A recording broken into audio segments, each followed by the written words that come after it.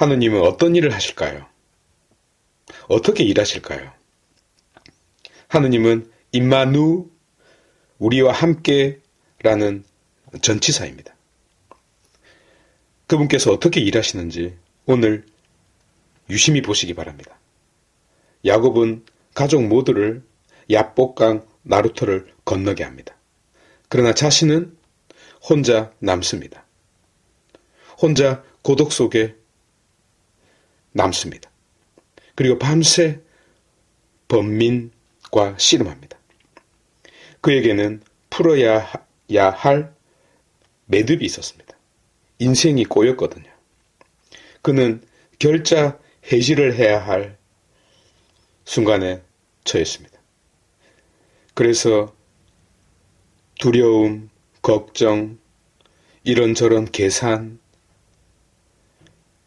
형님을 만나기 전에 형님에 대한 불안과 긴장, 그리고 또 경계 등등 온갖 복합적인 마음과 감정이 소용돌이치고 있습니다. 물론 자기 인생을 후회하지는 않았습니다. 그러나 그는 형에게 크나큰 타격을 입혔고 상처를 주었습니다. 그래서 형의 입장을 알고 있고 이해하고 있습니다.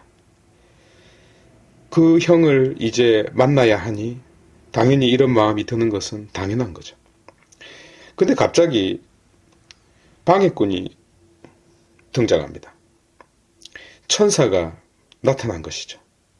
이 천사가 다른 말로 표현을 하자면 하느님의 섭리의 도구이죠. 천사들이 진을 친다고나 할까요? 그래서 공궁에 처한 자를 지켜주고 보호해주고 또 하느님의 약속을 전하고 하느님의 선하심을 전하는 어떤 역할을 담당합니다. 성경은 그래서 하느님의 만남과 형 에사우와의 만남을 분리시키지 않습니다. 사실 야곱은 예의 바른 동생은 아니었어요. 그런데 온갖 불안과 두려움 때문에 형을 만나기 전에 어떻게 예의를 갖춰야 할까라고 고민하고 있습니다. 그는 본디 교활한 자였고 사기꾼이었습니다. 그 사기도 피를 나눈 형제에게, 아버지에게 사기를 쳤습니다. 그러나 결국 자기 또한 삼촌 라반에게 사기를 당하죠. 그리고 삼촌 라반의 재산을 빼앗다시피 하여 또다시 돌아오고 있습니다. 그러니까 여기도 사기치고 저기도 사기치고 그래서 여기도 갈 수 없고 저기도 갈 수 없는 처지에 놓인 것이죠. 그리고 원수를 외나무 다리에서 다시 만나야 합니다. 이리저리 부딪히고 삶이 만만하지 않다는 것을 온 몸으로 체득한 야곱. 사기꾼이 사기를 당하고 넘어지고 실패하면서 야곱은 어떤 자, 곧 자기 자신이지만 본래의 자기 자신과는 다른 어떤 자가 되어가고 있습니다. 그래서 야곱은 단순히 한 개인이 아닙니다. 그는 이스라엘의 모태입니다. 그는 하느님과 씨름을 한 자이고 하느님을 손으로 만진 자입니다. 모세가 하느님을 배웠다면 야곱은 하느님을 손으로 만진 자입니다. 그리고 그분에게서 이름을 받아낸 자입니다. 하느님과 타협한 자이고 하느님으로부터 기어이 축복을 받아낸 자입니다. 그래서 발버둥 친 자의 대명사입니다. 말하자면 이 세상에서 그는 새로운 어떤 자, 곧 새롭게 된 자입니다. 새롭게 된 자요. 날이 밝자 옛 야곱은 안개가 걷히듯 사라집니다. 새 이름을 받은 갓 태어난 이스라엘이 그 모습을 드러내고 있습니다. 저 멀리 형 에사오가 서 있습니다. 그 형을 지금 누가 만나려고 하고 있습니까? 야곱일까요? No, 아닙니다.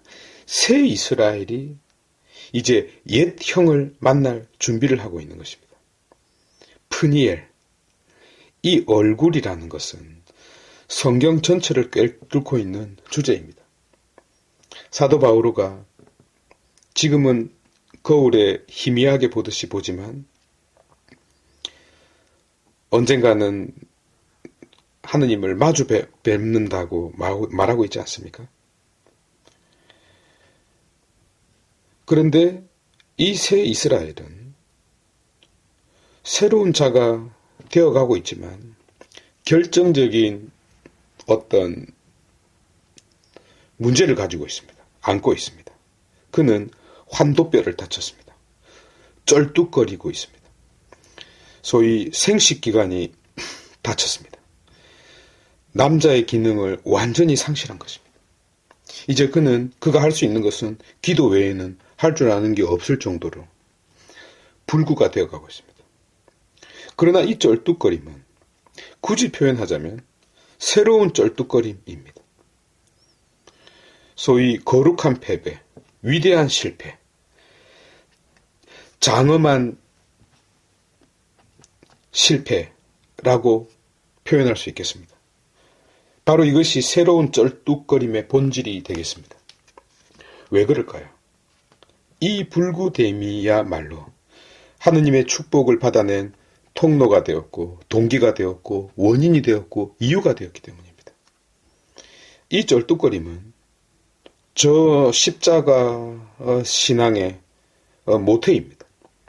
약함 속에서 강함이 드러난다 라고 말하는 사도 바오로의 신앙과 다르지 않습니다. 나는 살지만 내가 살지 않는다고 바오로는 고백하고 있지 않습니까? 야곱은 앞서 이 신앙을 온 몸으로, 온 삶으로, 온 존재로 고백한 자입니다. 야곱은 살고 있지만 쩔뚝거리고 있습니다. 약하네요.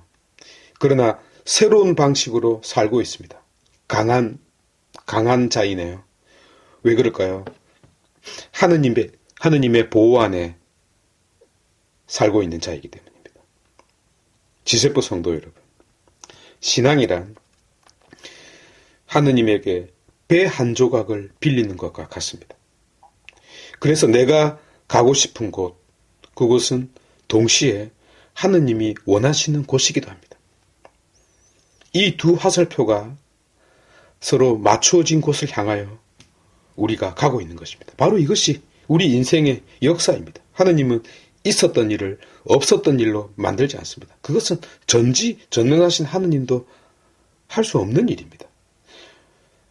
그러나 하느님은 있었던 매듭을 풀어주시는 분입니다. 꼬여있는 삶을 풀어주십니다. 어떻게 해요? 당신이 감사 안으심으로써 말이죠. 그래서 임마누엘, 하느님께서 우리와 함께 계신다 라는 그 이름이 하느님의 이름이 된 것입니다. 온갖 불안과 두려움 속에서도 용기를 가질 수 있도록, 희망을 가지고 걸어갈 수 있도록 넘어지는 우리에게 위로를 주시는 분이십니다. 그래서 우리 인간은 너를 만나기 전에 먼저 하느님을 만나야 하는 법입니다. 그를 만나기 전에 먼저 하느님 안에 침잠해야 합니다. 왜냐하면 그 안에서 자기 자신을 먼저 대면해야 하기 때문입니다. 그래서 우리가 대면해야 될 얼굴이 너의 얼굴뿐만 아니라 나의 얼굴이기도 합니다. 그 두 얼굴이 하느님 안에서, 하느님의 얼굴 안에서 이 두 얼굴이 만나는 것입니다.